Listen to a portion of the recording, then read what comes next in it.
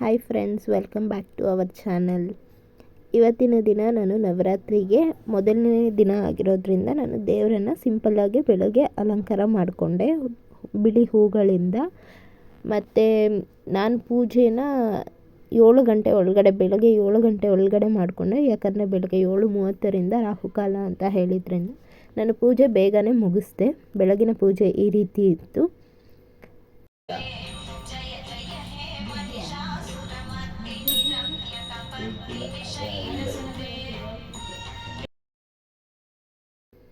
ಮತ್ತು ನಾನು ವ್ಲಾಗನ್ನು evening continue ಮಾಡ್ತಾ ಇದ್ದೀನಿ. ಇಲ್ಲಿ ನೋಡ್ತಾ ಇರೋ ಹಾಗೆ ಈವ್ನಿಂಗ್ ಹೊಸಲಿಗೆ ಫುಲ್ಲು ಅರಿಶಿನ ಎಲ್ಲ ಹಚ್ಕೊಂಡು ಹೊಸಲಿಗೆ ಅಲಂಕಾರನ ಮಾಡ್ಕೊಳ್ತಾ ಇದ್ದೀನಿ.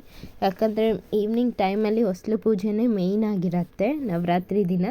ಸೊ ಹೊಸಲಿಗೆ ಎಲ್ಲ ನೀಟಾಗಿ ಇಟ್ಕೊಂಡು ಈ ರೀತಿ ಅಲಂಕಾರ ಮಾಡ್ಕೊಂಡ್ವಿ ಹೊಸಲಿಗೆ.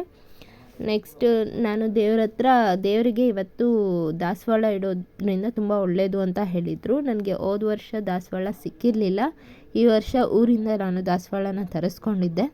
ನೋಡ್ತಾ ಇದ್ದೀರಲ್ಲ, ತಾಯಿಗೆ ದಾಸವಾಳ ಇಟ್ಟು ಅಲಂಕಾರ ಮಾಡ್ತಾ ಇರೋದು ಎಷ್ಟು ತುಂಬ ಅಂದರೆ ತುಂಬಾ ಚೆನ್ನಾಗಿ ಕಾಣಿಸ್ತಾ ಇದೆ ಹೂವಿನ ಅಲಂಕಾರ ದೇವರಿಗೆ. ಮತ್ತು ಇಲ್ಲಿ ನಾನು ಒಂದು ಪುಟ್ಟದಾಗಿ ಒಂದು ರಂಗೋಲಿನ ಹಾಕ್ಕೊಂಡೆ ದೇವ್ರ ಮುಂದೆ. ರಂಗೋಲಿ ಹಾಕ್ಕೊಂಡು ಇವತ್ತು ಏನು ನೈವೇದ್ಯಕ್ಕೆ ಹೇಳಿದ್ರೋ ಅದನ್ನು ನೈವೇದ್ಯ ಮಾಡಿ ಇಟ್ಕೊಂಡ ನಂತರ ಸಂಜೆ ಸುಮಾರು ಒಂದು 6 ಗಂಟೆ, ಕರೆಕ್ಟಾಗಿ 6 ಗಂಟೆ ಟೈಮಲ್ಲಿ ನಾನು ಪೂಜೆನ ಶುರು ಮಾಡಿಕೊಂಡೆ.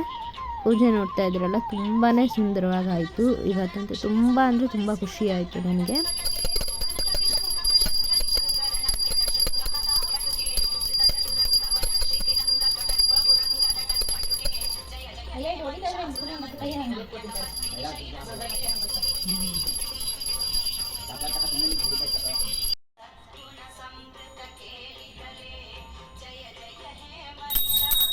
ಹಾಗೆ ಪೂಜೆ ಮಾಡಿಕೊಂಡು ದೇವರಿಗೆ ಅಂತ ನಾನು ತುಪ್ಪದ ಆರತಿ ಮಾಡಬೇಕು ಅಂತ, ಅದು ತುಪ್ಪದ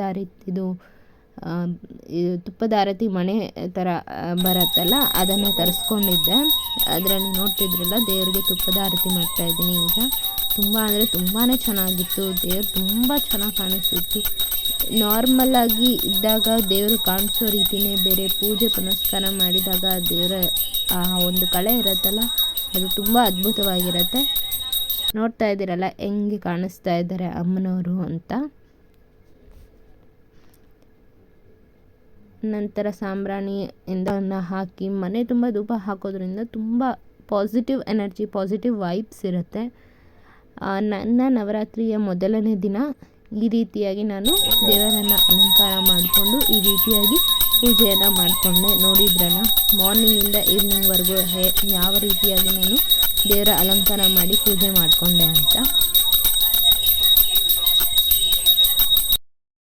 ಆನಂತರ ದೇವಸ್ಥಾನಕ್ಕೆ ಹೋಗಿ ಬಂದು ಒಂದು 2-3 ಫೋಟೋಸ್ನ ತೆಕ್ಕೊಂಡೆ.